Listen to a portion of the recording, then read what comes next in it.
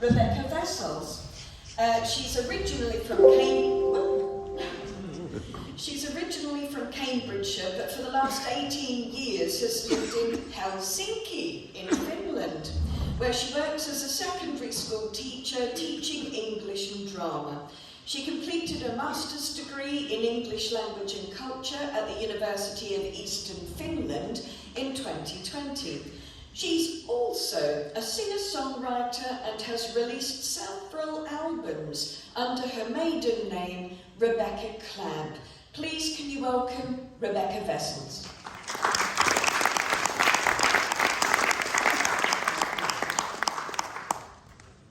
Good afternoon. So as Tracy just said, the research that I'll be sharing with you today was conducted for my master's thesis. It won't be possible within the next 20 minutes to cover everything in my thesis, obviously, so it would necessarily be a rather abbreviated version of some of my key findings.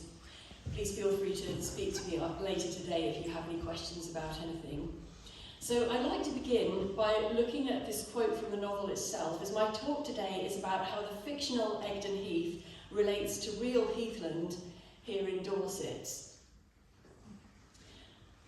The sea changed, the fields changed, the rivers, the villages, the people changed, yet Egdon remained. When Hardy wrote this line, Egdon Heath was fictional, but it's now treated as real in some official documentation, such as the Dorset National Park campaign that would include Egdon Heath. Return is a novel explicitly connected to significant conservation work on the landscape that inspired it. My research explores what it is about the novel that makes readers identify with the Heath to such an extent that they've taken action to conserve it as much as possible as Hardy originally saw it. My research examines Hardy's multi-dimensional mapping of the Heath, how Hardy gives us vivid sensory descriptions from multiple human and non-human viewpoints, and how he situates the Heath within different time structures.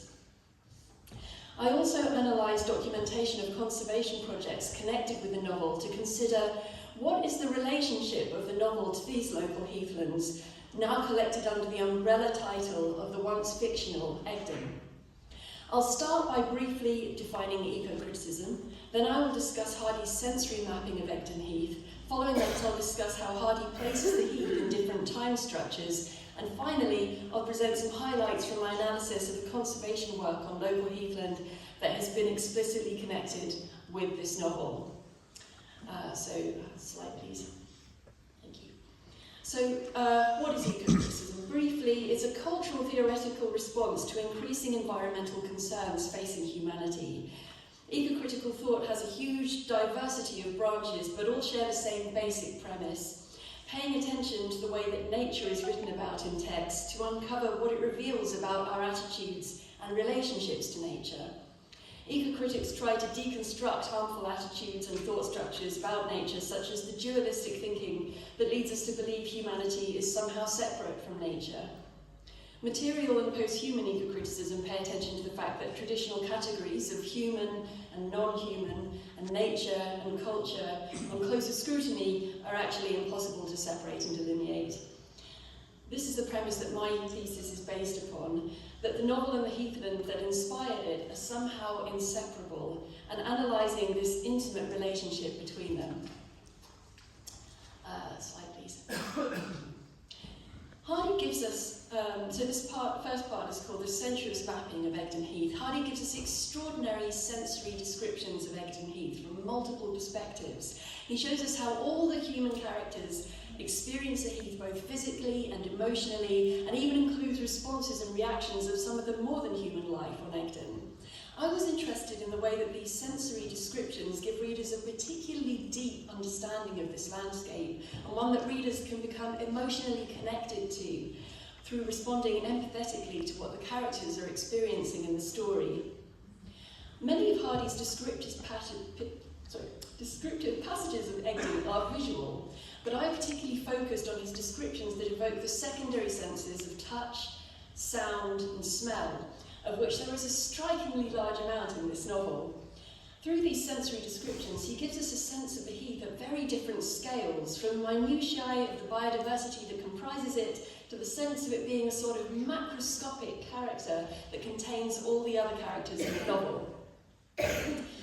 Slide please. So some descriptions that evoke the sense of touch.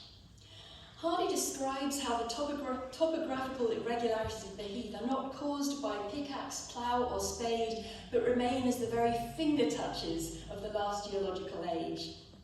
More often, descriptions evoking the sense of touch come from the main characters. We see Tamsin thrusting her bare arms into bundles of soft, dry ferns used as storage materials for apples, or Clym stooping down to feel the dry heather before flinging himself down upon it to better watch a lunar eclipse. One really interesting example of Hardy evoking the sense of touch is when Eustacia is out walking on the heath the same night as the bonfire. Hardy tells us that she can easily find her way because of the development of the sense of touch in the feet, which comes with years of night rambling in little trodden spots. She can feel through her boots the difference between impact on maiden herbage and the crippled stalks of a slight footway. This is interesting because we know how much Eustacia hates the heath and wants to leave it, and even she has this intimate connection with the place, and that's very striking. Descriptions evoking touch give a sense of the heath's tangible reality. Slide, please. Ecocognitive Alexa von Mosner has shown, using findings from current cognitive and neuroscientific research, that readers mentally simulate a character's experiences within their own bodies. So when we read about Eustacia feeling those broken stalks with the soles of her feet as she walks, slide please, the same parts of our brain are activated as if we're feeling it ourselves. This novel provides a multitude of sensory descriptions of the heath from different characters, in different times and seasons with different emotions attached to each description. And because of this, the reader can experience a kind of embodiment in the fictional environment. Slide, please. I argue that this could enhance the feeling of connection to the fictional landscape. Some auditory descriptions next. Slide, please. Hardy's descriptions of the sounds of the heath encourage a readerly engagement with the environment that goes far beyond a simple understanding of setting. In the beginning of chapter 6, Hardy devotes over a page to describing the linguistic peculiarity of the heath.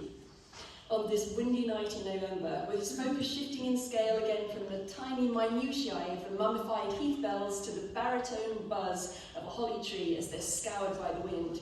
He also compares the sound of the heath to ruins of human song, again giving a sense of Egdon as a macroscopic character with one distinct voice made up of multitudes. Eustacia cries out as she listens to all these sounds, and she's presented as but another phrase of the same discourse as theirs. She hates the heath, but she's inescapably connected to it. After meeting with Wild Eve on the heath, they find their way home again by what Hardy describes as viewing by ear the features of the neighbourhood. Hardy is again giving the reader this auditory map of the heath by which these characters find their way in the darkness. Slide, please. So there are less olfactory details in Return of the Native, but one that contributes significantly to the plot and the sensory mapping of the heath is when Mrs. Yeobright rests on a patch of shepherd's thyme. The heartbroken and exhausted Mrs. Yeobright decides to rest on the perfumed mat which intrudes on the path. It's here where she's bitten by an adder, and Clym later finds her when making his way towards her home. He reaches a point where a soft perfume wafted across his path, and he pauses to inhale the familiar scent and discovers his unconscious mother. At the end of the novel, Tamsin is poignantly shown using the same patch of shepherd's thyme as a suitably soft spot for her daughter to learn to walk without hurting herself. These repeated instances of the same scent at important moments in the story evoke a sort of imaginative Proustian phenomena whereby specific scents and flavours can evoke strong memories.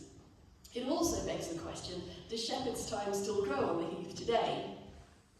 All the sensory descriptions highlight unique points in the landscape, and cumulatively altogether, they form a sensory map of living activity. Slide, please. So, as well as the human perspectives on the heath that are given, at many points in the novel, non-human characters are shown sensing and observing the human ones, men stacking furs on the heath attracted the attention of every bird within eyeshot, every reptile not yet asleep, and set the surrounding rabbits curiously watching from hillocks at a safe distance. Another great example is in the midnight gambling scene on the heath, when the flustered wildie is spooked when he realises they're being watched by a herd of curious heathcropper ponies. There are so many more examples. Hardy gives us multiple intersubjective, embodied perceptions of the heath through his various characters as they navigate through it. Though Egdon is a fictional landscape, readers know it's based upon a real place, and this is reinforced by the actual map that each Wessex novel opens with. In that sense, Egdon is the only character of the novel that a reader could actually meet in real life. Through his rich descriptions of Egdon, readers are encouraged not only to form a mental image of the place, but also get a deep sense of how it feels, sounds and smells. All of this gives what Scott Slovic calls a comprehensive awareness of the heath, which he argues is a prerequisite for more enlightened behaviour when relating to the environment. Slide, please. And next slide, thank you. So the next part of the analysis is called Living Heath in Time. As well as giving us all of these rich sensory descriptions of the heath, Hardy presents Egdon in various different temporal structures, which endows a comprehensive awareness of what the heath is like in all seasons, slide please, and different times of day. This gives us a rich repository of environmental knowledge, slide please, of Dorset Heathland in the 19th century, which has offered a blueprint for conservation work. Slide please. Hardy presents Egdon as paradoxically something both eternal and finite, slide please, giving the reader a sense of its importance as a unique landscape and also its vulnerability. He describes its ancient permanence, but also mourns the loss of bird species whose populations had become extinct or drastically reduced, such as the bustard or the last cream-coloured courser, which he writes was shot by a barbarian. The novel opens on a cold, windy night in November, a time of day and year when most people wouldn't want to be out on the heath. Slide, please. Isaacson has argued that by staging several important scenes at night time, Hardy is advocating an appreciation of the heath in itself, slide please, rather than just as a resource for human use. It's also important to remember that when Hardy was writing this novel, time was somewhat more slippery than it is today, slide please, and this has interesting consequences for how time is presented in return. What I mean is that Greenwich Mean Time was only legally enforced in Britain in 1880, 2 years after the publication of this novel. And although the southwest of England was one of the first regions to adopt railway time, there were significant pockets of resistance, including where we are today, Dorchester, which ruled in favour of keeping local time in the famous Curtis versus March case of 1858. Local Dorchester time was several minutes behind GMT. One comic consequence of this in the novel is when the mummers agree to meet at a certain time, but all going by different clocks, they arrive at different times. Perhaps because of the difficulty in accurately measuring time, temporal markers in nature become important for structuring the plot. Slide, please. An example of this is when Clym arranges to meet Eustacia during a lunar eclipse. The only way to know the time is by examining the sky. So once again, we have Hardy giving the natural environment a central role in the plot. Slide, please. And again. Thank you. So the last part of my analysis is called Heathen Voices. It focuses on the Dorset Heathlands themselves and the conservation work that's been done on them that's been connected with return. This quote from material ecocritic Serenella Iovino illustrates something of what I was trying to achieve with this research. The matter of the world in the form of landscapes, ecosystems and bodies is here read as a text expressing the interactions of human and non-human actors. Ecocriticism becomes therefore an attempt to elicit the implicit message of this text, while also trying to create comparative connections between these material forms and their literary representations. When the world and literature combine, we're able to see more. Slide, please. So what I wanted to know was, slide, What is the implicit message of the real Dorset Heathland? Second one, please. How has the novel influenced conservation work on the landscape? And one more slide, please, thanks. How do the different voices of the heath, human and non-human, interact and influence each other? So I focused on conservation work that has been explicitly connected with the novel, and the most ambitious conservation work, a conservation project that was linked explicitly with this novel, was the Hardy's Egdon Heath project, which ran from 2000 to 2004. Slide, please. This is documented by Carol Somper. The project was named Hardy's Egdon Heath to celebrate and raise awareness of the close relationship between national biodiversity interest and the important literary and cultural aspects of the Dorset Heathlands. It involved clearing scrub, trees and bracken to enable lowland heathland flora to regenerate naturally, and reintroducing the heath crop of ponies that feature so prominently in Return. Somper's documentation shows that Return had a significant influential relationship to the landscape that inspired it, despite being published more than a century before. But was the conservation work only due to the aspects of the novel which I've discussed today? Well, of course not. The canonisation of Hardy's work has given it a large enough readership to make it influential, and as we know, there is a vibrant literary tourism industry that actively publicises the connection between the novel and the landscape to draw readers to the region. From an ecocritical perspective, was this project completely positive? Well, I would argue that the project created some interesting ethical dilemmas that Somper reveals in her documentation.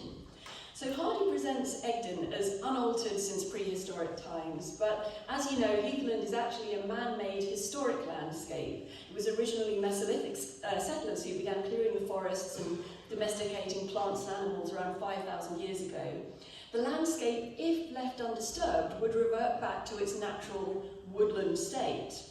So artificially preserving the landscape as Hardy knew it could therefore be seen as silencing what Iovino calls the implicit message of the landscape, which wants to return to woodland.